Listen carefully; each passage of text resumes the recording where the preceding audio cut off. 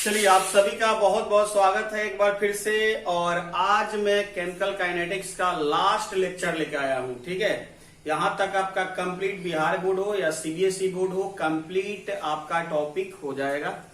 और देख लीजिए क्या क्या बाकी है, और बहुत सारा इसमें न्यूमेरिकल खासकर हुआ है, तो उसको प्रैक्टिस करते रहिए। कुछ लोग जो होंगे बीच में डायरेक्ट न्यूमेरिकल पे जंप करते होंगे, तो उनको कुछ आता पता नहीं चलता होगा। तो अगर आपको सीखना है केमिकल काइनेटिक्स, तो लेक्चर नंबर 1 से लेकर 2, 3 कंटिन्यू आपको देखना होगा। ठीक है, बीच में आप अगर जंप करेंगे आपको कोई फायदा होने वाला नहीं है।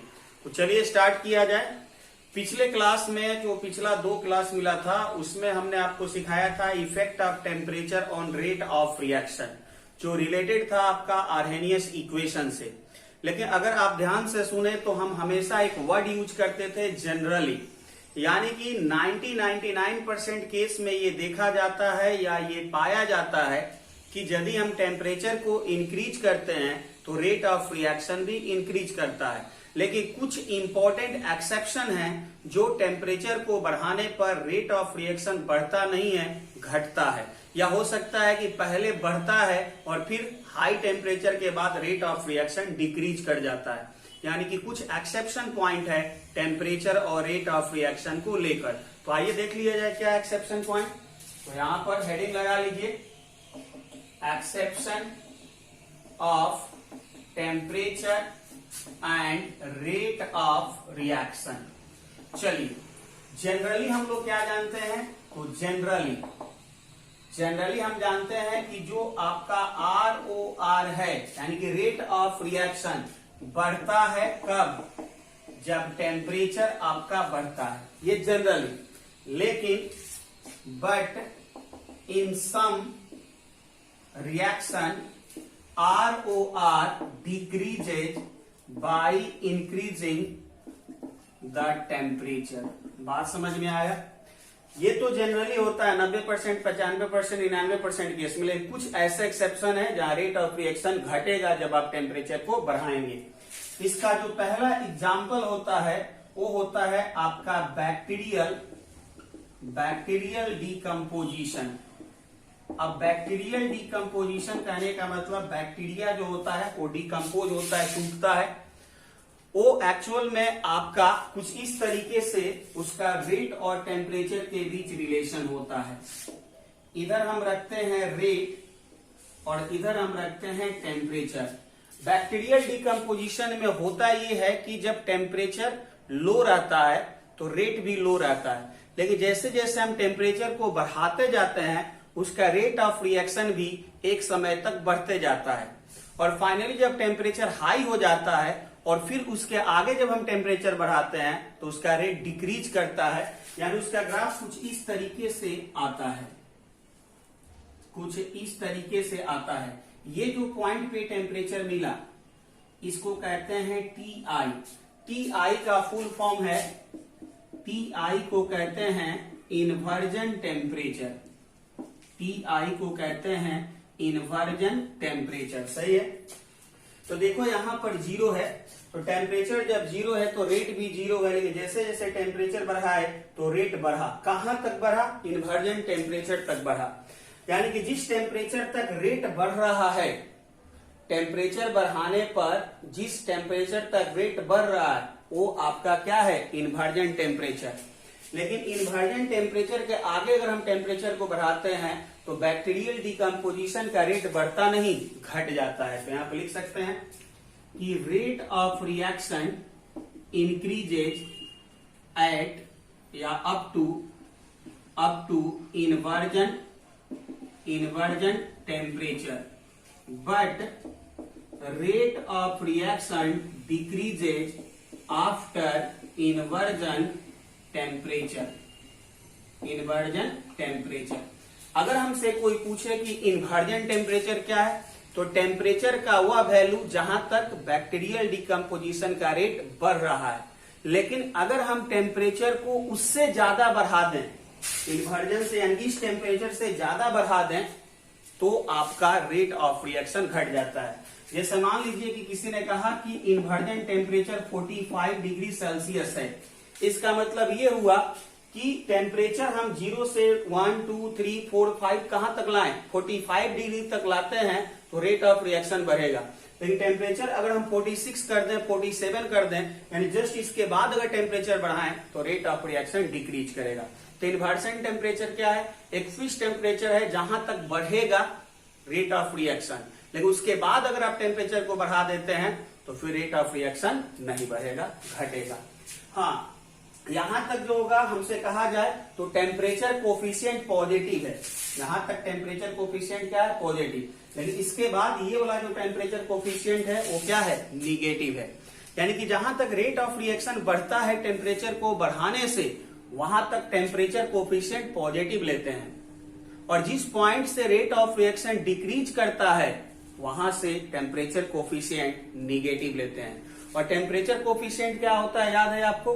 तो टेम्परेचर को बढ़ाने से जितना रेशियो में रेट कांस्टेंट बढ़ता था उसी को हम लोग कहते थे टेम्परेचर कोफिशिएंट। अगर आपको याद हो तो टेम्परेचर कोफिशिएंट जो था वो कुछ इस तरह से आया था, K प्लस T डिग्री पे, सॉरी हाँ, K जो था टेम्परेचर प्लस मान लेते हैं T degree Celsius upon K at T degree Celsius पर था।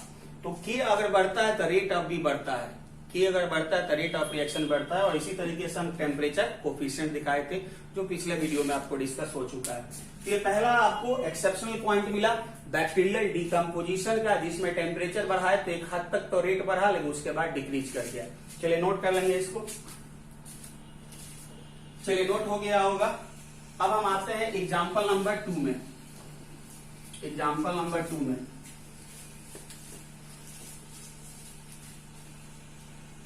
नंबर 2 होता है आपका oxidation of nitric oxide. Nitric oxide कहते हैं NO को। नाइट्रिक ऑक्साइड क्या कहते हैं, NO को। देखिए NO को जब रिएक्ट कराते हैं ऑक्सीजन के साथ, तो किसी भी चीज का रिएक्शन अगर ऑक्सीजन के साथ होता है तो उस घटना को क्या कहते हैं, ऑक्सीडेशन। तो ये बना लेता है नाइट्रोजन डाइऑक्साइड यानी NO2। बैलेंस करने के लिए यहाँ पर 2 से मल्टीप्लाई, यहाँ पर भी 2 से। इसका भी जो रेट ऑफ रिएक्शन है जो टेम्परेचर के साथ देखा गया वो कुछ इस तरीके से देखा गया। इधर हमारे लिए रेट है और इधर हमारे लिए टेम्परेचर है, तो ये कुछ इस तरीके से आया था। यानी ये निगेटिव कोफिशिएंट, जैसे जैसे टेम्परेचर बढ़ा रहे हैं वैसे वैसे घट रहा है रेट ऑफ रिएक्शन। ठीक है, इसका मतलब यहां पर क्या हो रहा है कि रेट ऑफ रिएक्शन क्या हो रहा है, डिक्रीज कर रहा है by increasing temperature. Nitric oxide को ऑक्सीडेशन कराते हैं तो रेट ऑफ रिएक्शन घटता है टेम्परेचर को बढ़ाने से। जबकि इसके पहले जनरली हम क्या देखते थे हमेशा कि हम टेम्परेचर बढ़ा रहे हैं तो रेट ऑफ रिएक्शन बढ़ रहा था। लेकिन यहाँ पर ये एक्सेप्शन पॉइंट है, इसको ध्यान रखेंगे। यहाँ पे अगर कोई कहे कि इसका टेम्परेचर कोफिशिएंट क्या पॉजिटिव है कि निगेटिव है, तो देखो रेट ऑफ रिएक्शन घट रहा है, यानी कि यहाँ पर जो टेम्परेचर कोफिशिएंट है वो क्या है, निगेटिव है। क्योंकि टेम्परेचर कोफिशिएंट अगर पॉजिटिव होगा तो रेट ऑफ रिएक्शन बढ़ेगा। चलिए इसको भी नोट डाउन करेंगे। तो ये सेकंड एक्सेप्शन है आपका। चलिए हो गया होगा, आइए आगे बढ़ाते हैं। एक्सेप्शन नंबर 3 एक और है। एक्सेप्शन नंबर 3 है आपका है एक्सप्लोसिव या एक्सप्लोशन। एक्सप्लोशन का मतलब विस्फोट जो होता है। यहां पर भी कुछ इस तरीके से पाया जाता है। इधर आपका क्या है, रेट है और इधर आपका टेम्परेचर है। ठीक है, यहां पर कुछ इस तरीके से होता है कि इनिशियली जो होता है कुछ इस तरीके से जाता है एंड रेट बढ़ता तो है लेकिन सडनली बहुत ज्यादा हाई हो जाता है। जैसे बम जब विस्फोट होता है तो धीरे धीरे मान लेते हैं गया, तो इनिशियली जब बम विस्फोट होने वाला होता है तो उस समय क्या होता है, उसका रेट स्लो होता है, स्लो विस्फोट करेंगे। जैसे ही टेम्परेचर बढ़ा तो एक क्या हो जाता है, लार्ज अमाउंट ऑफ हीट को ये रिलीज करता है, यानी कि बहुत ज्यादा उसका रेट होता है। जो बम फटता है वो कितना सेकंड में फटता है ना जी। तो इनिशियली थोड़ा सा हीट जैसे ही हुआ तो जैसे ही थोड़ा सा टेम्परेचर बढ़ा तो धीरे धीरे जो होगा रिएक्शन की तरफ बढ़ा, और एक ही बार जब उसमें रिएक्शन हुआ तो एक्सप्लोड कर जाता है, यानी कि भयानक जो होगा उसका रेट ऑफ रिएक्शन हो जाता है। हाँ, यहाँ पर देखो, यहाँ पर ऐसा नहीं है, यहाँ पर टेम्परेचर बढ़ाने से रेट बढ़ रहा है। यहाँ पे ये नहीं कर रहा है कि टेम्परेचर बढ़ाने से रेट नहीं बढ़ा, लेकिन इसका खासियत क्या है, तो ये but does not follows Arrhenius equation. इसके पहले वाला शब्द आर्हेनियस इक्वेशन को नहीं फॉलो कर रहा था, क्योंकि इसके पहले वाला में क्या हो रहा था कि आर्हेनियस इक्वेशन को फॉलो कर रहा था, मतलब कि टेम्परेचर को बढ़ा रहे तो रेट बढ़ रहा था। तो ये जितना भी एक्सेप्शन है इसमें से कोई भी आर्हेनियस इक्वेशन को फॉलो नहीं कर रहा, क्योंकि टेम्परेचर बढ़ाने पर रेट क्या हो रहा है, घट रहा है। बात समझ रहे हैं? जबकि आर्हेनियस में ऐसा नहीं होता है, टेम्परेचर बढ़ाने पर रेट बढ़ता है। तो जितना भी एक्सेप्शन है वो आर्हेनियस को फॉलो नहीं करता है, ये भी आर्हेनियस को फॉलो नहीं कर रहा। लेकिन इसमें विशेष बात यह है कि टेम्परेचर बढ़ा रहे हैं तो रेट बढ़ रहा है, तो आर्हेनियस को फॉलो करना चाहिए था, लेकिन इसके बावजूद भी आर्हेनियस को फॉलो नहीं करता है। चलो इसको मिटा दें अब। हाँ, बहुत सारे लोगों के दिमाग में कुछ क्वेश्चन आया होगा कि टेम्परेचर को बढ़ाने से रेट कैसे बढ़ता है, तो आइए देख लेते हैं। तो आर्हेनियस इक्वेशन के अनुसार अगर देखें तो K इक्वल टू AE के power minus EA upon RT है। अब हम यहाँ पे कह रहे हैं कि टेम्परेचर बढ़ाने से रेट बढ़ता है, तो टेम्परेचर बढ़ाने से रेट बढ़ता है, इसका मतलब टेम्परेचर बढ़ाने से K बढ़ता है, क्योंकि अगर रेट कांस्टेंट K बढ़ेगा तो रेट ऑफ रिएक्शन भी बढ़ेगा। तो क्या यहाँ पर टेम्परेचर बढ़ाने से K बढ़ रहा है? यदि टेम्परेचर बढ़ाने से K बढ़ेगा तो रेट ऑफ रिएक्शन ऑब्वियसली बढ़ेगा। तो चलो इसको थोड़ा सा और लिख सकते हैं क्या, KA इंटू, इसको हम लिख सकते हैं 1 बाई E के पावर EA अपॉन RT। अब देखो यहां पर ध्यान से, अगर टेम्परेचर को बढ़ाएं, अगर हम टेम्परेचर को बढ़ाएं तो क्या होगा? तो टेम्परेचर को मान लेते हैं कि अगर तुम 0 रख दो, टेम्परेचर को कितना रख दो, 0, टेम्परेचर को अगर तुम रख दो 0 तो पूरा टर्म 0 हो जाएगा, लेकिन टेम्परेचर को 0 नहीं रखना है। हम तुमको ये बता रहे हैं कि टेम्परेचर को बढ़ाएंगे तो रेट ऑफ रिएक्शन क्या होगा, बढ़ेगा। तो टेम्परेचर मान लेते हैं कि पहले यहां पर 2 रखेगा, तो कुछ सपोज करो कि टेम्परेचर जो होगा यहाँ पर 10 डिग्री है, फिर टेम्परेचर जो होगा 50 डिग्री सेल्सियस है, फिर टेम्परेचर जो होगा 100 डिग्री सेल्सियस है। तो देखो पहले 10 रखा, तो ये E का पावर जो होगा क्या मिलेगा, कुछ वैल्यू मिलेगा। जब 50 रखेगा तो E का पावर पहले से जो होगा क्या हो जाएगा, छोटा हो जाएगा कि बड़ा हो जाएगा, तो पहले से छोटा हो जाएगा, क्योंकि टेम्परेचर जितना बढ़ाएगा, ये जो पूरा टर्म है, समझ रहे हो बात क्या कह रहे हैं, टेम्परेचर जितना बढ़ाएगा ये पूरा टर्म जो होगा वो क्या होते जाएगा, छोटा होते जाएगा कि बड़ा होते जाएगा। तो ये जो पूरा टर्म है वो आपका बड़ा होते जाएगा, टेम्परेचर जितना बढ़ाते जाएगा तो सॉरी, ये टर्म जो होगा छोटा होते जाएगा, और ये टर्म जितना छोटा होगा यानी कि E का पावर छोटा हो रहा है, और E का पावर जितना छोटा हो रहा है तो 1 बाई दिस टर्म क्या हो रहा है, बड़ा हो रहा है, यानी कि K का वैल्यू क्या हो रहा है, बढ़ रहा है। फाइनली समझ में आया क्या कह रहे हैं? टेम्परेचर को जितना बढ़ाएगा इस पूरा E का जो पावर है वो छोटा होने लगेगा, और अगर E का पावर छोटा होने लगेगा यानी कि ये पूरा टर्म छोटा होने लगेगा, तो 1 बाई पूरा टर्म छोटा होने लगेगा, मतलब क्या, 1 में जितना छोटा वैल्यू से डिवाइड करते जाएंगे उसका वैल्यू क्या होते जाएगा, बढ़ते जाएगा। तो फाइनली यहां से देख सकते हो, इसको क्या लिखे थे, इंटू 1 बाई E के पावर EA अपॉन RT। बात समझ में आ गया? चलो ठीक है। तो यहां से दिखाई दे रहा है कि अगर तू टेम्परेचर को बढ़ाएगा तो तुम्हारा K जो होगा बढ़ेगा, इसका मतलब जो रेट होगा वो क्या होगा, बढ़ेगा। एक यहां पे और सवाल पूछा जा सकता है कि K का मैक्सिमम वैल्यू क्या होगा, तो K मैक्सिमम होगा व्हेन टेम्परेचर क्या हो जाएगा, मैक्सिमम हो जाए। बात समझ रहे हो क्या कह रहे हैं? K मैक्सिमम कब होगा, जब टेम्परेचर क्या होगा, मैक्सिमम होगा, और टेम्परेचर का मैक्सिमम वैल्यू यानी उससे बड़ा वैल्यू क्या हो सकता है, कुछ नहीं हो सकता है, इनफाइनाइट। अगर हम कहें कि टेम्परेचर का सबसे बड़ा वैल्यू यानी कि उससे कोई बड़ा वैल्यू नहीं, तो क्या लेना पड़ेगा, इनफाइनाइट। तो इसका मतलब ये हुआ कि अगर हम यहां से देखें तो K मैक्स के लिए टेम्परेचर इनफाइनाइट करके देखो तो A इंटू 1 बाई E के power EA upon R into infinite. अब देखो यहां ध्यान से, R इंटू इनफाइनाइट, इनफाइनाइट हो गया, ये अपॉन इनफाइनाइट 0, ये तो पूरा टर्म हो गया इनफाइनाइट, तो ई में अगर इनफाइनाइट से डिवाइड करेगा तो ये क्या हो गया 0, यानी ई के पावर 0, और ई के पावर 0 का मतलब क्या हुआ 1, 1/1 यानी ए। यहां से फाइनली लिख सकता है के का मैक्सिमम वैल्यू क्या हो सकता है ए, यानी कि फ्रीक्वेंसी फैक्टर, यानी जिसको हम लोग कहते हैं प्री एक्सपोनेंशियल फैक्टर। ये भी ऑब्जेक्टिव क्वेश्चन में पूछा जा सकता है कि what is the maximum value of के, तो के का मैक्सिमम वैल्यू क्या होगा ए के इक्वल होगा। चलो नोट करो इसको।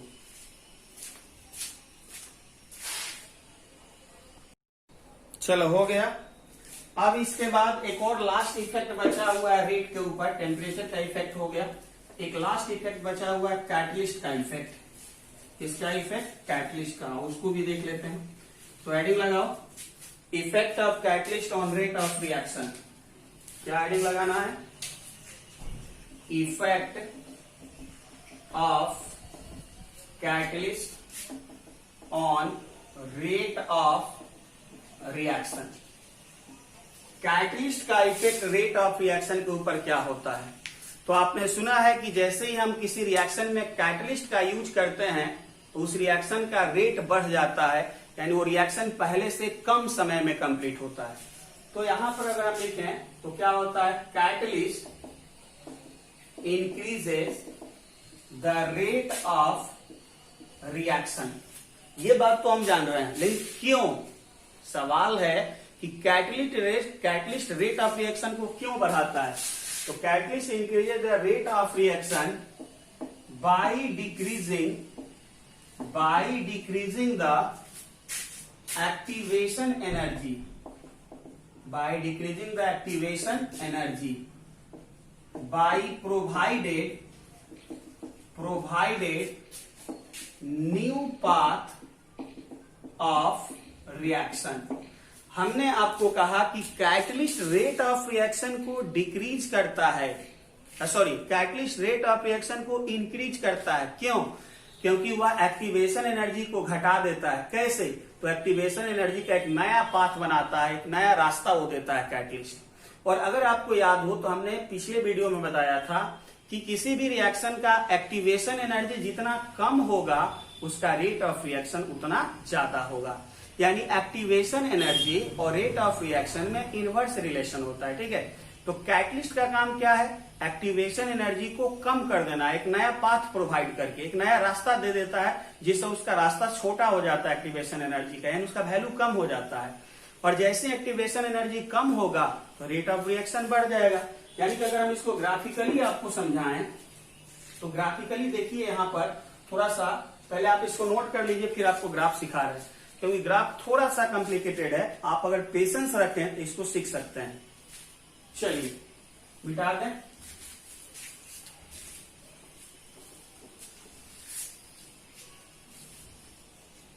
आइए इधर दिखाते हैं आपको। कुछ इस तरीके से हमने एक ग्राफ सिखाया हुआ था।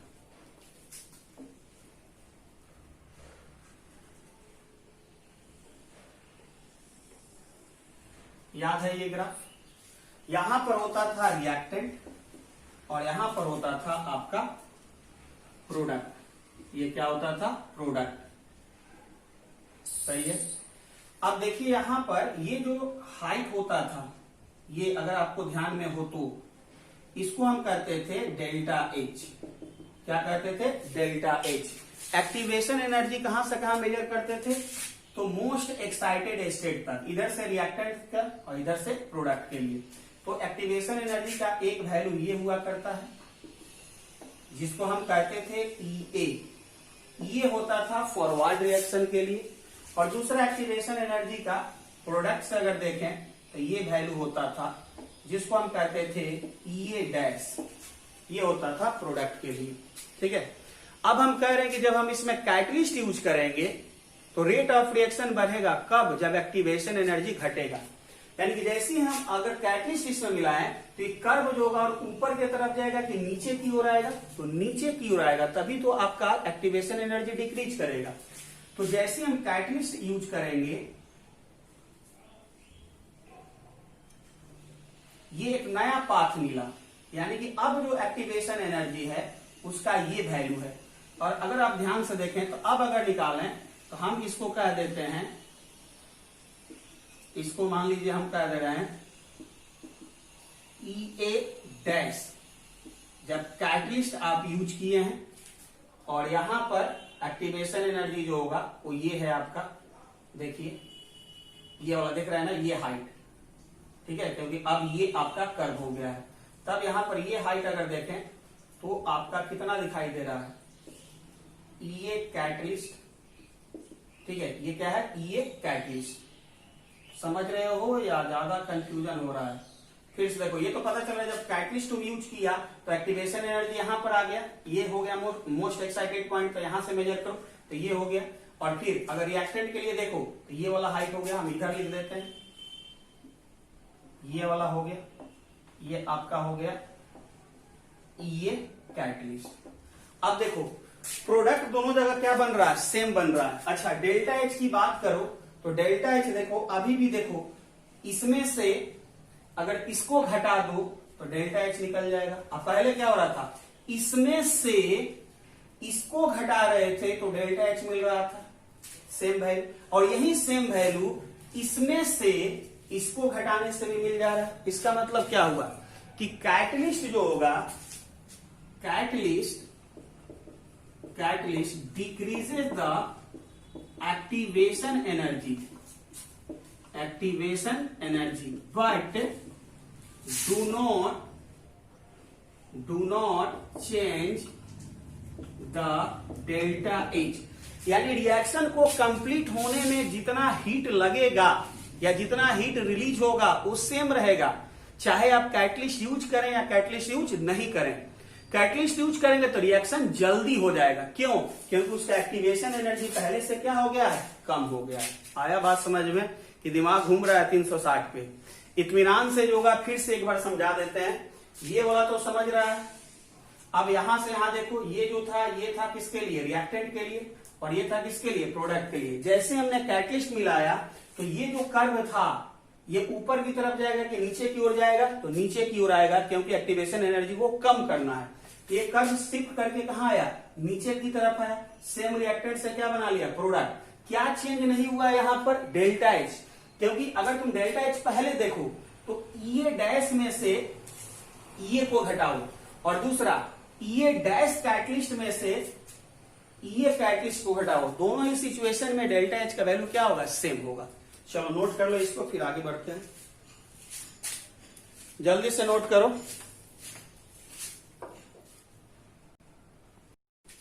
चलो हो गया। अब इसको मैथमेटिकली अगर देखा जाए तो कैसे डिराइव होगा, आओ इसको समझते हैं। मैथमेटिकली अगर इसको डिराइव करना है तो कैसे समझा जाए, आइए देखते हैं। चलिए, तो मैथमेटिकली जो हमको देखना है एक्टिवेशन एनर्जी का इफेक्ट कैटलिस्ट के साथ, तो किससे रिलेटेड है, आर्हेनियस इक्वेशन से। तो हमारे पास है we know that K equal to AE के power minus EA upon RT, ये इक्वेशन फर्स्ट मानो। और when catalyst is used, then तब की रेट कांस्टेंट के AE के power minus EA upon RT। अब ध्यान से देखो, इसको इक्वेशन सेकंड मानते हैं। जब कैटलिस्ट यूज नहीं किए थे तो एक्टिवेशन एनर्जी ये था, जब कैटलिस्ट यूज किए तो क्या सेम एक्टिवेशन एनर्जी होगा या चेंज हो जाएगा? ऑब्वियसली चेंज हो जाएगा, क्योंकि कैटलिस्ट जब यूज किया तो एक्टिवेशन एनर्जी घट रहा है। इसका मतलब अगर ये है तो इसको क्या मान लो, ये डैश। दूसरी बात, टेम्परेचर को सेम रखना है, आर तो हमेशा सेम होता है।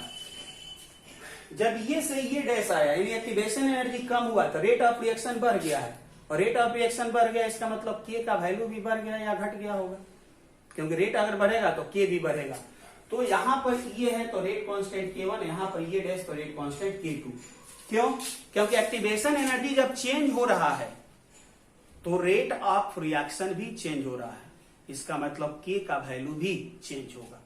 अब यहां से सेकेंड बाई फर्स्ट करो, सेकेंड बाई फर्स्ट करेगा तो क्या मिलेगा, K2 by K1 equal to A से A कैंसिल हो जाएगा, minus EA dash upon RT upon minus EA upon RT, यही होगा ना।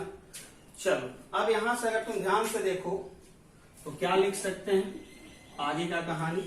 तो K2/K1 इक्वल टू, ये देखो ये ऊपर जाएगा तो पॉजिटिव हो जाएगा और ये नेगेटिव में रहेगा, क्या हो जाएगा EA minus EA dash upon RT। LCM लेकर देखेगा यही आएगा। अब दोनों तरफ ln लो, तो ln और ये e के पावर है, एक्चुअल में ये किसके पावर है e के पावर। यहां पर देखो ये छूट गया, e के पावर है ये सभी। चलो इतना नोट करो पहले, इसके आगे देखते हैं। अब इसके आगे का कहानी क्या है, तो इसके आगे का कहानी है K2/K1। अब देखो इसमें जो होगा दोनों तरफ ln लो, taking both side ln। ln क्यों लिए, क्योंकि ln का बेस e होता है, तो सिंप्लीफाई करने में आसान होगा क्योंकि यहां पर e है। तो ln K2/K1 equal to ln e के पावर कितना है EA minus EA dash upon RT। चलो ठीक है। अब यहां से ln K2/K1 इक्वल टू, ये e के पावर जो भी होगा इधर आ जाएगा, EA minus EA dash upon RT। और ln e के पावर ये है और बेस इसका e है, तो ये इसका वैल्यू 1 होता है। यहां ध्यान रखना कि ln e के पावर x है तो इसका वैल्यू क्या होता है x। तो ln e के पावर दिस टर्म मतलब इसका वैल्यू ये हो जाएगा। चलो ठीक है। इतना समझने के बाद ln को किसमें चेंज करो, लॉग में। Converting ln into log. अब ln को लॉग में चेंज करो तो होगा 2.303 log K2/K1 equal to EA minus EA dash upon RT। समझ में आ रहा है कि नहीं आ रहा? सिंपल मैथमेटिकल कैलकुलेशन, और कुछ तो है नहीं। अब इसके बाद देखो 2.303 से उधर डिवाइड कर दो, तो तुम्हारे पास जो फाइनल बचेगा वो बचेगा log K2/K1 equal to EA minus EA dash upon 2.303 RT। ये फाइनल इक्वेशन मिला। K1 है जब एक्टिवेशन एनर्जी EA है, और K2 है जब एक्टिवेशन एनर्जी EA डैश है। यानी EA एक्टिवेशन एनर्जी है विदाउट कैटलिस्ट और EA डैश है विद कैटलिस्ट। चलो इसको नोट करो जल्दी से।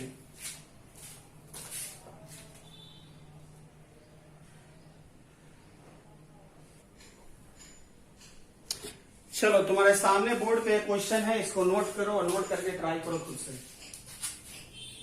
जल्दी से ट्राई करो। अरे हाँ भाई बन जाएगा, ट्राई तो करो। चलो हो गया,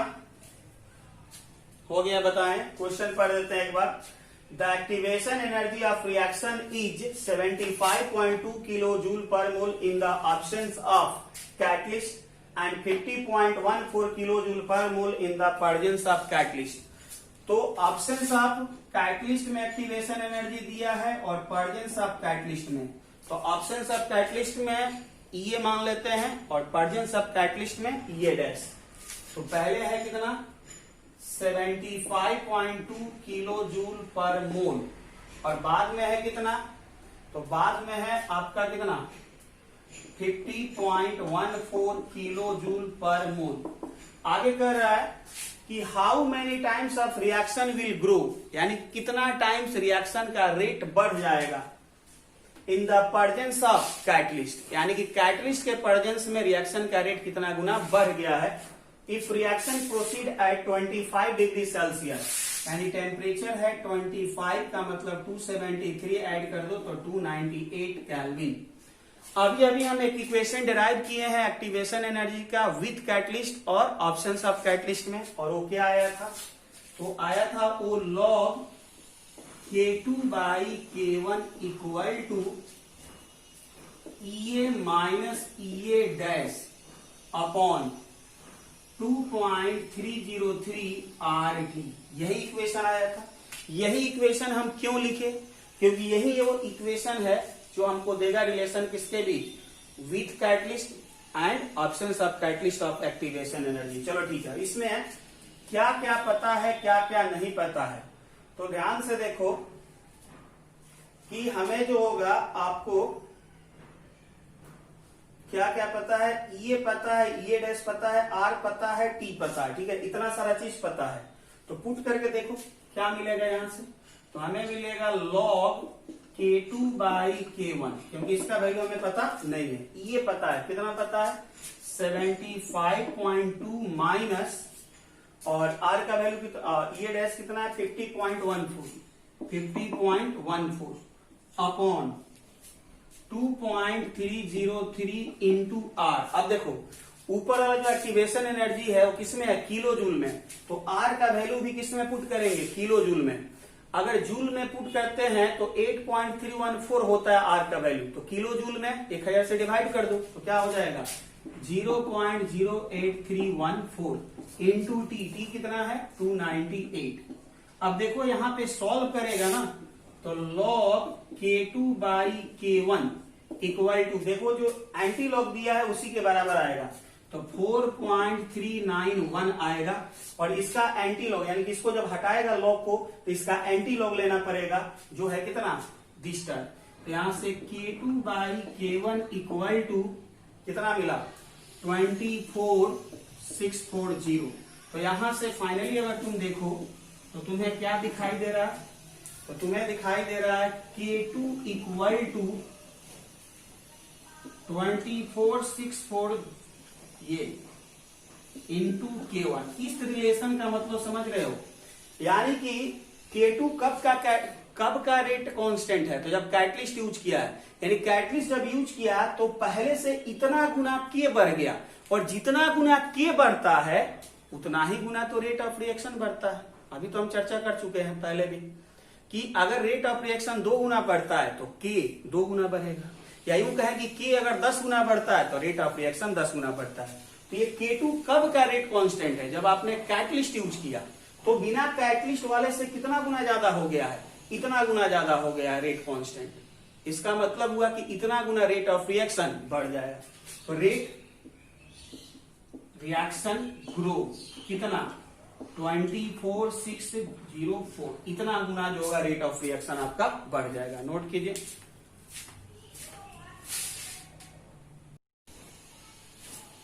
चलो अब यहां पे चलते चलते कई बार एक चीज और पूछ लेता है, बस 2 मिनट का चीज है जिसको हम आपको और क्लियर कर दें।